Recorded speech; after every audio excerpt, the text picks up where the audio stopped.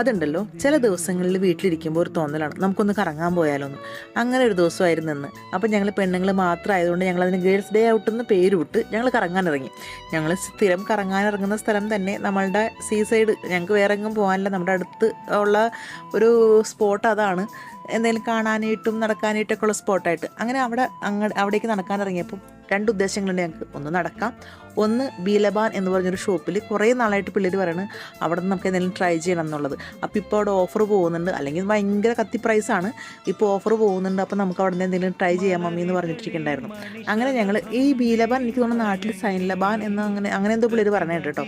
അങ്ങനെ ഈ ബീലബാനിൽ കയറിയിട്ട് ഞങ്ങൾ കുറേ അവിടെ ചോക്ലേറ്റുകളുടെയും ഐസ്ക്രീമുകളുടെയൊക്കെ കമ്പനിയെ ശേഖരം തന്നെയുണ്ട്. ഞങ്ങൾ അതിൽ നിന്ന് ദുബായ് ചീസ് ബോംബ് എന്ന് പറഞ്ഞൊരു ഡെസേർട്ടാണ് നമ്മൾ ഓർഡർ ചെയ്തത് കേട്ടോ.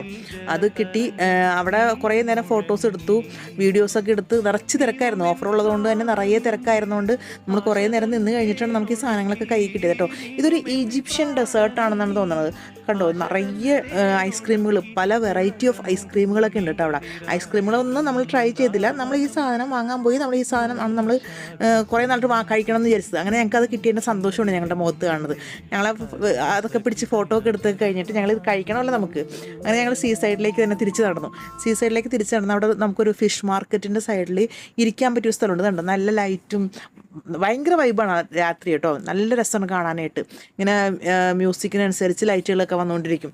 അങ്ങനെ അവിടെ ഇരുന്നിട്ട് ഞങ്ങൾ ആർക്കും ബർത്ത്ഡേ ഇല്ലെങ്കിൽ പോലും ഞങ്ങൾ ഹാപ്പി ബർത്ത്ഡേ ഒക്കെ പാടി ഞങ്ങൾ ഈ സാധനം കട്ട് ചെയ്തു. ഞങ്ങൾ 4 പേരും കൂടി കഴിച്ചു കേട്ടോ. 4 പേർക്ക് കഴിക്കാനുണ്ട്, കാരണം നമുക്ക് പെട്ടെന്ന് മടുക്കും, മധുരമല്ലേ.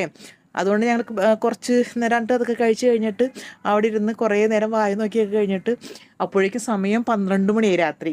നമ്മുടെ നാട്ടിലാണെങ്കിൽ ഈ സമയത്തൊക്കെ നമ്മൾ പെൺപിള്ളേരെ പുറത്തോട്ടൊന്നും ഇറക്കാത്തൊരു എൻ്റെ വീട്ടിലൊക്കെ അങ്ങനെയാണ് കേട്ടോ.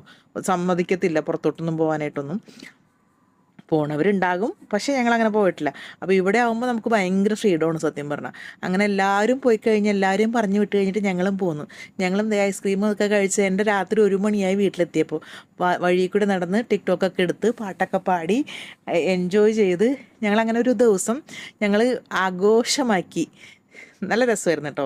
നല്ലൊരു മെമ്മറബിൾ ഡേ എന്നൊക്കെ പറയത്തില്ലേ, അതിന് വേണ്ടിയിട്ട് ഞങ്ങൾ കുറച്ച് ഫോട്ടോസും വഴിയിൽ നമ്മളുടെ വീട്ടിലേക്കുള്ള വഴി തന്നെയാണ്, അടുത്ത് തന്നെയാണ്. അവിടെ നിന്ന് കുറേ ഫോട്ടോസും വീഡിയോസൊക്കെ എടുത്ത് ഞങ്ങൾ എൻജോയ് ചെയ്തു. അപ്പോൾ ബൈ.